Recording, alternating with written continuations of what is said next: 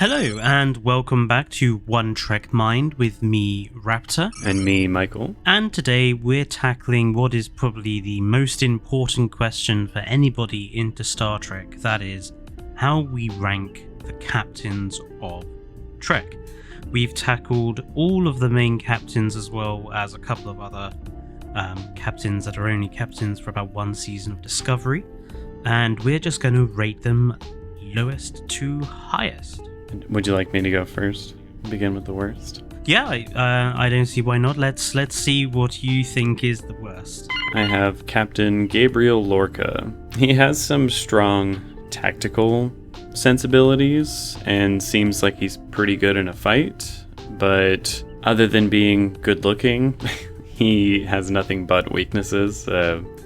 He's a literal fascist, is an actual evil person as opposed to any of the other captains here on our list, is very manipulative of his crew. Yeah, overall I feel like he's the obvious worst captain just because the man is literally evil and manipulative. Yeah, I mean, I've put him as the lowest because he has to be, because he is actually a bad guy. He's a fascist authoritarian Terran from the Mirror Universe. He has to be the bad guy and the lowest captain. Yeah. But in just terms of looking at his style, looking at his command style, it's demeaning, it's offensive, and while in some respects you could argue, well, this is wartime leadership tends to be a lot rougher, shall we say, than peacetime leadership. He takes it way too far. So yeah, we both agree Lorca definitely the worst. Yeah, he kind of has to be. Again, the only character here who's not a good person. So shall I go next? For me was Kelvin Kirk. For a few reasons. Kelvin Kirk for me suffers from the hand of j.j.abrams, who has turned a relatively mature, skilled, experienced individual that we know from the Prime universe and twisted them into an arrogant, bastardized punk. He puts his whole ship in danger multiple times, and in Star Trek Beyond itself, he is directly responsible for the destruction of the Enterprise. He responds to the obvious threat by attempting to shoot it more instead of getting the hell out of there, and is responsible for the ship's destruction and the death of everyone involved. He's also, to me, thoroughly unlikable as an individual. He's just so arrogant. And even when Abrams tries to slap the character down for that arrogance, 10 minutes later, he writes himself out of that hole to put Kirk back into the arrogant snotbag position. That's my opinion. Well, it's funny. I also put James Kirk from the Kelvin universe at number 9. But I mean, I have some nice things to say about him. I think some of his strengths are he's a man of action. Like when there's a problem or a situation that is happening, he is the first to respond to it, which I think is a good leadership quality. And I found him to be occasionally charming. There were times during the 3 movies where I was like, okay, that was pretty smooth. I like that. But I often did find him to be very arrogant. I think in general he's too cocky and hot-headed and really eager for a fight to be a great Star Trek captain. Kirk from the Prime universe also was a little eager for a fight, but not to this extent, where that's like always the answer is to blow him or shoot him, blow him up or shoot them. That's staying in. Don't cut that out. I mean, it is Kirk, maybe. For number 8, I have Captain Jonathan Archer. Interesting, because now we have diverged from here. So okay. we were on a level, but now we have diverged. Now's where the tension begins. For Archer, I think he was a very bold and determined person, and at times could be very caring for his crew, but I think he was perhaps a little too bold, and he just rushes into almost everything. There are numerous situations, especially during the first 2 seasons of that show, where he directly caused the problem that arose in the episode because he wasn't cautious enough and he wouldn't heed the advice of others. And he's also kind of racist for a little while, which puts you a little lower on my list. He obviously had his reasons. Like, he was very non-diplomatic and aggressive towards a lot of the Vulcans, which kind of turned me off to the character a bit. I still like Captain Archer, but I would put him pretty low on my list. So next for me is Captain Burnham with an asterisk. And that asterisk is, we don't know how season 5 will go. So she may go up or, in fact, down this list, depending on how the last season of Discovery goes. But at the moment, she's here. As a captain, she fails to understand the role of delegation, while persistently putting herself into mortal danger, protected only by the huge amount of plot armor that she is given. Yes, all Star Trek characters have a degree of plot armor. Hers goes beyond it. She must be wearing plot mithril. I mean, it's ridiculous. The trailer for season 5 shows her hanging onto the outside of a starship at warp. It doesn't look like it's going to get any better. However, as a character, and based on her writing, she also started out quite difficult to like. And while the arrogance and while the personal qualities that made her difficult to like have certainly been reduced as the seasons have gone on, the fact that the show keeps consistently putting her at the center of the show to the detriment of the rest of the ensemble cast just doesn't help her character.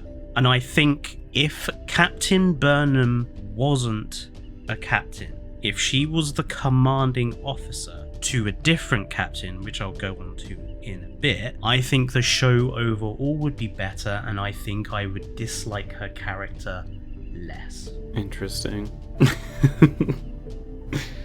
Moving on to number 7, where I have Captain Michael Burnham. I find her to be a very compassionate person, very intelligent, and very selfless, but the selflessness does, in my opinion, go too far, where she is a responsibility hoarder, which they do call her out for on the show, but it's more played for comedy than it is for like a, you need to stop doing that. And it is a little frustrating that like every away mission, she goes on it. Every dangerous situation, she's at the center of it. Just because, again, as a leader, you do need to delegate and make sure that you, the most important position on the ship, are not at mortal risk, like, all the time. That being said, I do like her character, and I think she's a pretty cool individual, but I do think the show in general does need to let the rest of the cast shine just a bit more. Not only for the sake of all those other characters, but for the sake of reducing the amount of plot armor that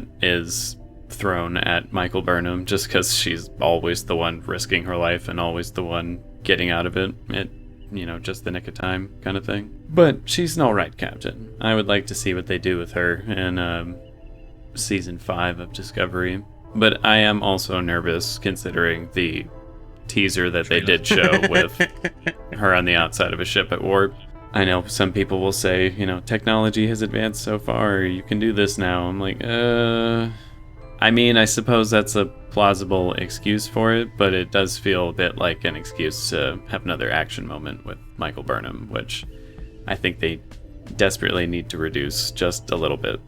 Number 7 for me is Captain Kirk, the original. He is low, but it's not because I don't like him. First of all, Captain Kirk has the difficulty of having been the first captain. William Shatner is the first who is taking on this role. And therefore, it's always going to be the case that everyone who comes after is probably going to do it better, because that's just life. Whoever comes after the first person generally does a better job. His captaincy is also kind of hampered by the heavily conservative views of the time still, which means that the original series if fans of the original series are being honest with themselves, it really hasn't aged in some ways all too well. But I do find Captain Kirk more likeable than Captain Burnham, and he does demonstrate a very high level of care for his crew. It was also the beginning of the three-way bromance sort of thing for Star Trek captains, in that Kirk has this obvious bromance with McCoy, who provides his humanity and consciousness, and Spock, who provides him with cold hard logic. And it's a formula that works very well in the show because they all bounce off each other with their differing opinions and views, and it's also something that a lot of other Star Trek shows will go on to have. There will be this sort of three-way triforce between the captain and two principal other characters, often very diametrically opposed in some respects, that works very well. So that's why he's there.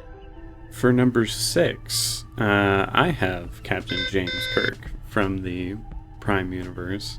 I do think he has a strong tactical mind and is more intelligent than people give him credit for, or how he's portrayed or parodied in many cases. And I do think he's very decisive, which again I think is a strong leadership quality to have. You make your choice and you go with it. You do not beat around the bush with things.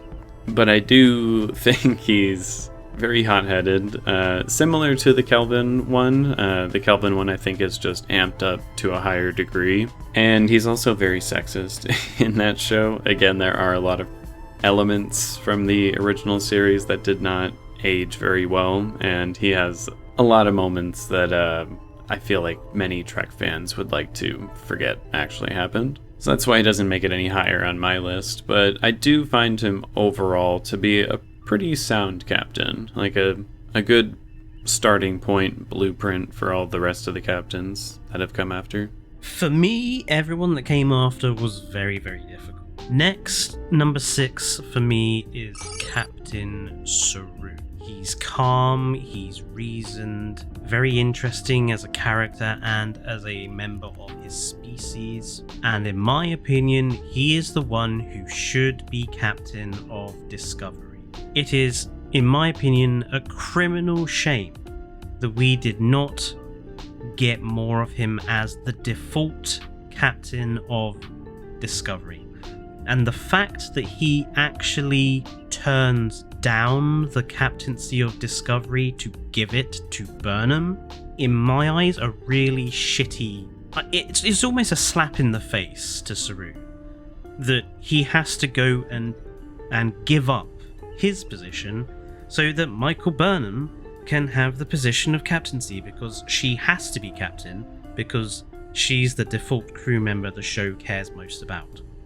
Yes, they have made him a captain in was it the most recent season or whatever it was. Making him captain as well as Captain Burnham strikes me as a very awkward way of solving the position that wouldn't have needed to be solved if you simply made the show less about Michael Burnham in the first place.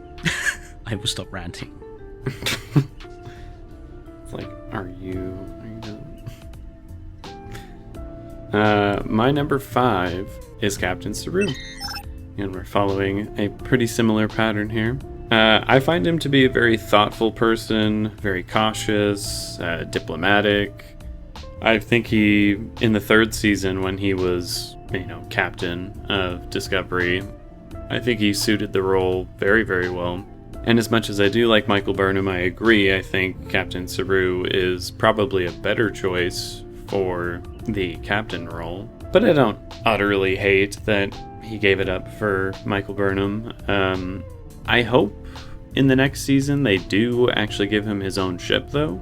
I would like to see him actually get to be captain, not just in rank. But I do think he has some flaws. I think he's very hesitant to make a decision, which has led them into trouble, and in general is just too cautious about things. Again, I think you have some captains like Archer who are not cautious at all and just throw themselves at whatever the situation is. And then you have Saru, who is just too cautious, like doesn't really want to make any bold swings, which in some situations can be a tactical weakness, and for that reason doesn't get any higher on my list. But I do think he's a great captain. Great character too. I do enjoy Saru. So next up for me is Captain Archer. He's a very layered captain, I think. He starts with some clear hang-ups about Vulcan interference, which, you know, is genuine. The Vulcans have been directly interfering with Starfleet. It's clear that while it does come across as slightly racist in the show, it is also driven by genuine problems. And he does have a lot of greyness in him, which is demonstrated quite a lot in the Xindi arc. He is, from a character position, in a tricky spot. He is Starfleet's first captain, so he is having to make up a lot of stuff as he goes along. You know, the Prime Directive doesn't exist, the alliances with other species doesn't exist, Starfleet's network of space stations and communications and everything else, none of it exists, so he's very much out on his own in the wilderness trying to do Star Trek. So it's inevitable that he's going to make a lot of fuck-ups along the way, which is one of the reasons why I kind of like Enterprise. It does in some respects feel like Captain Archer does screw up a lot, but that's to be expected of Earth's first captain. He again has this really good three-way bromance with Trip and T'Pol. Again, T'Pol being the logical, quite wise conscience, and Trip being not. He also is one of the few captains that's actually allowed to have genuine interests, in that we see him multiple times watching and talking about water polo. And he has a personal investment in the ship he is in actual fact flying. He helped build the damn thing. And he has a dog, which just adds to his likability. Out of all of the captains, Porthos he's is the doing only all the heavy lifting. He's the only one with a really good dog. So that has to go a little bit in Archer's favor, I think. It does. I mean, again, Porthos is perfect, and that show and Captain Archer are much better for having him. My number 4 spot, I have Captain Christopher Pike. Ah. Is it the same as you? Yep. All right. Yeah, I think he's very personable, but at the same time very professional with his crew. Has been shown to be a very diplomatic person who is able to take a neutral stance on a lot of various issues, which again I think makes for great leadership qualities. But I do think he lacks tactical ability. There have been a few situations now where it seems in a fight he is not really one of the best Starfleet captains. It doesn't seem to be his forte. And he really seems to dislike that Prime Directive, which at times gets on my nerves a little bit. I'm like, man, it's there for a reason. Stop doing that. Yeah, so Pike for me, he has that daddy energy, which is really perfect for a captain. He's considerate, he's quite warm. He rarely ever shouts. Have you noticed this in the show? He very rarely ever raises his voice. Yeah, it's happened, but it is pretty rare. He has very clear hobbies, very clear interests, like his cooking, which he shares with the crew. He has an ongoing romantic relationship, which is extraordinarily rare for any of these captains. And it's on equal footing. It's with another captain, which I like. It's not like a weird power struggle kind of issue that other shows have dabbled in. For me, the only reason he isn't higher up on the list is because we really haven't seen very much of him. Yeah, just 3 seasons altogether. I don't think we've seen him really under pressure yet either, like we've we've seen with the other captains, like Picard, like Janeway, like Sisko, like Archer. We haven't seen him really in a tight fix yet, which might change given what happened at the end of Season 2 of Strange New Worlds going into Season 3. We'll see what happens, but... Seems like a pretty tight spot there, so I'm excited for part 2 of that two-parter. By the process of elimination, then, we must have the same top 3, but I'm wondering what the order is. I have a feeling it's going to be the same for both of us. Okay, well, I'll go first. Captain Picard is number 3. Yep. He is wise and mature, but sometimes too much. If Pike is the daddy, Picard is the grandfather. The dominance of Shakespearean acting by Patrick Stewart, but not just from him, but also in the actual character of Picard itself, makes him come across as a bit too present day and also a bit too stale. But he is the ultimate diplomat. In terms of the next 3 captains, if they all represented a core Federation principle, he is the ultimate diplomat, having been a product of a period of time where peace has been the default Starfleet way for a very long time, has very strong connections with his crew, but in my opinion, his 3-way bromance is more with Data and Riker. Yeah. And he's also one of the few captains on the list that has to, again, develop from where he starts in Series 1 to where he ends, because he's on a ship full of families and children, which is something he admits he doesn't like. And at the beginning of the show, he is very stern and very stiff and doesn't really kind of know how to handle that aspect. And by Season 7, he's very much a little more relaxed, a bit more goes with the flow, but is still just a little bit too stale for me to be higher than 3. Yeah, I agree. I think he is the ultimate diplomat. Like, he follows the law to the T in every situation, makes sure to cater to other species and their cultures and customs, and very, very rarely uses violence as a tool to get something done. That is like a last resort for him. And I do think he's very professional and is clearly shown throughout his series to be very, very intelligent. But I think he's, again, just a little maybe too professional. He's just a little stiff and doesn't let anyone in. Again, that does ease up as the show goes on, but even by the very end, he's still pretty distant with people, maybe just a bit too much so.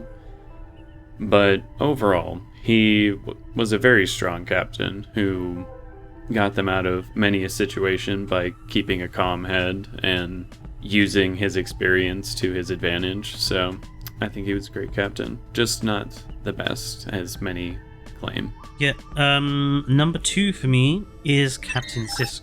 If Pike is the daddy and Picard is your grandfather, Sisko is that rebellious jazz uncle that you always want to be around. He's unique in that he's a single father, which is completely distinctive in the franchise, and he has to balance the needs of a very difficult job with the difficulties of bringing up a kid on his own. He's gone through a massive tragedy, being the loss of his wife, and he's obviously still dealing with that loss. And he has, in terms of some of the other captains, some of the biggest problems in the franchise's history to handle. He has to juggle the issues of Bajor, he then has to juggle the issues of the Dominion, and then the Dominion War. And he's also emissary to a bunch of godlike beings. And on top of all of that, he has to do it while surrounded by some of the smartest villains and grey figures the show has ever come up with, like Dukat, Garak, Wei-Yun, and the Founders. Like, he is in such a tight spot all of the time. Don't forget Dolores Umbridge. And the was it Kai Wynn or whoever it is? Yeah. And the writing of Deep Space Nine really helps in regards to making the most out of all of the setup that Deep Space Nine had, And it all works in benefit of Sisko, who, like Archer, is capable of some really fucked up stuff sometimes. Yeah. And it all works to create a very layered and very interesting captain. More interesting than Picard is for me. I also have Sisko too. I think he's a pretty brilliant, military tactician. He proved himself during multiple situations to really be able to make the kind of cold decisions that you need to make during high-level military situations. I really like that he's shown to be a really good father to his son, and is also very friendly with most of his crew, all on DS9 and on the Defiant. And again, above all, that man is decisive. When he makes a decision, he really, really sticks to it, sometimes to his detriment, but he always sticks to his guns. I do think he's a little too emotional. I think there are times where he lets his personal feelings guide his decision making. Again, he poisoned an entire planet because someone did him dirty, which was pretty insane. I still would have done the same thing though. And I do think his religious duties as emissary made it difficult for him to be a Starfleet captain at times, which, again, on one hand, it proved how capable he was to be able to do both, but there were times where it interfered so much where it's like, okay, yeah, this is now a detriment to your ability to captain right now, which is why he's not at my number one. But I debated long and hard about the number one, but I don't think I'm ever going to change my stance on number one, the brilliant Captain Katherine Janeway. Yes, who by process of elimination we both have as number one, which I think will annoy fans. I don't care, Janeway's the best captain. At me. So for me, she's the best, not because necessarily she is the best at her job or the best or has the best show. For me, she's the best because of a number of different things. Firstly, she is our first female captain, which is a monumental responsibility at the time. And she plays it perfectly. She never strays into the anti-male messaging which some modern day female focused shows seem to have gotten stuck into doing. She retains her femininity but is still a strong female character without losing that. She demonstrates her emotional side in many episodes, but again it never strays into being too manly, but at the same time it never strays into being stereotypically hyper emotional. It is played perfectly, and she demonstrates her strengths equally perfectly when it's necessary. She also has one of the most difficult setups in Star Trek history, being sent into the Delta Quadrant without help, completely alone. And while the show's writing didn't live up to the premise, it is one of the hardest jobs any Starfleet officer could probably have to deal with at that time. She also goes through a very definitive character arc. She starts as a very stern and strict career officer, and she eventually mellows into becoming something more like a mothering figure for the crew. She's also tackling species and problems no one has ever encountered before. The show is completely new in that respect. She's also a scientific officer. She was a science officer her whole career. That's her initial role. And her character demonstrates that in Starfleet, you don't just have to be going down this tactical role to become a captain. You can become a captain of a starship purely as a science officer, which was different as well for the time. And on the whole, if I was going to be able to meet any of these captains in real life, it would probably be her. She's also my number one. I feel like she's just the most flexible of any of the captains, and kind of needs to be, given the setup for her show and everything. At times she can be a great tactician, at times she can be very diplomatic, at times she can be very logic or science driven, and she always maintains this level of authority with everyone around her that I don't think anyone can just do or have. She is a true leader in that regard. I do think she's a little fast and loose with the rules. Again, I know in her situation they don't have much choice but to be a little flexible with those rules, but there are times it makes me want to see what she would be like as a captain in the Alpha or Beta quadrant when they do have all those resources. I'm like, are you still fast and loose with the rules?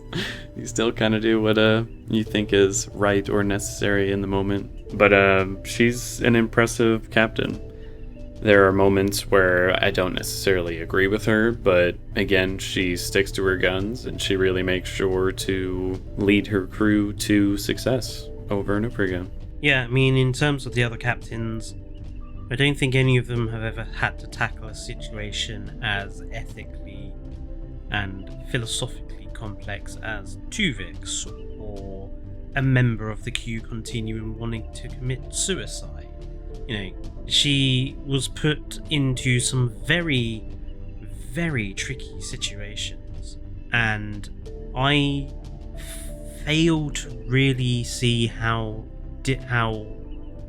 those situations could have been handled in a different way.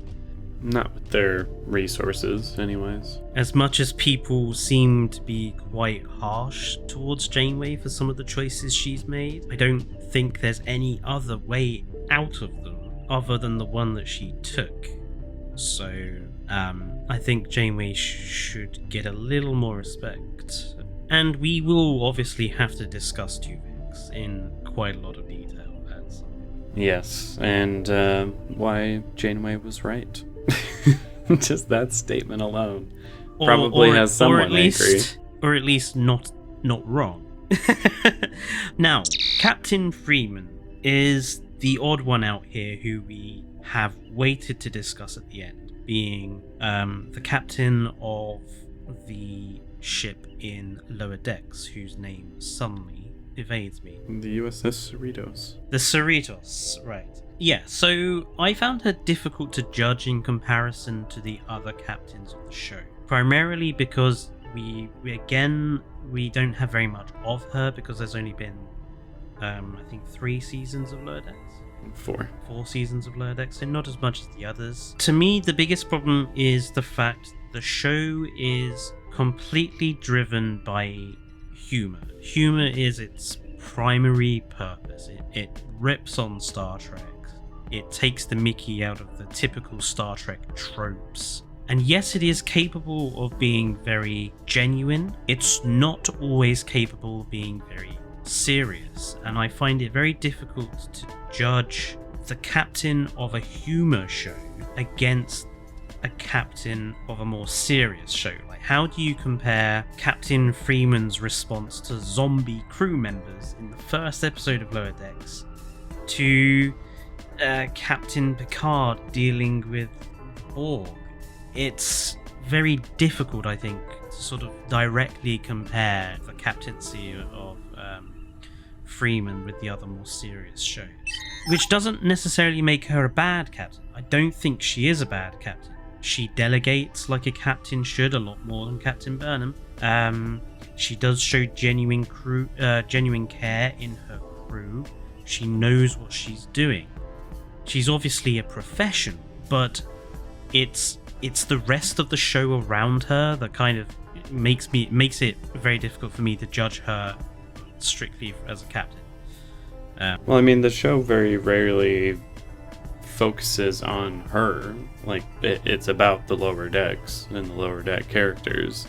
Yes, you see her, and I think you begin to see her more and more as the show goes, But the more serious moments about her failings in her career, wanting to go do more spectacular or noteworthy Starfleet captain kind of moments, but always being delegated to, second contact and all these kind of bullshit jobs. Like, they don't really delve into it enough for me to talk about her as a character completely, but they do have some good stuff in there, and you do get a lot of information about her and her daughter Mariner. So I feel like once that show concludes, I'll have enough to fully put her in the ratings, but right now it is a little difficult because there are a lot of moments that are in there for humor, so it's not meant to be taken super seriously. And since all the other ones are meant to be taken seriously, it does make it a little challenging. I think that's also something to say about Captain Pike, and to a lesser extent Captain Burnham, that it is perhaps a little unfair to judge their captaincy based on what we have so far compared with, say, Janeway or Sisko or Picard, who had a lot more time. That being said, I don't think Burnham is going to change. I think Captain Burnham is still going to be down there with Kelvin Kirk and Lorca for me. I mean, I don't know. We'll see how it all goes. Again, there were moments in season 4 where I thought Captain Burnham was delegating rather well, so we'll see. But yeah, the trailer for season 5 does have an awful lot of her in the action sequences again, which, we'll see. We will indeed. Let us know down in the comments what your ratings would be, or at the very least, who would be your best captain and who would be your worst, and why. Don't forget while you're down there to give us a like and subscribe to help us build this channel. And we will see you in the next video. Until then, it is goodbye from me. And goodbye from me.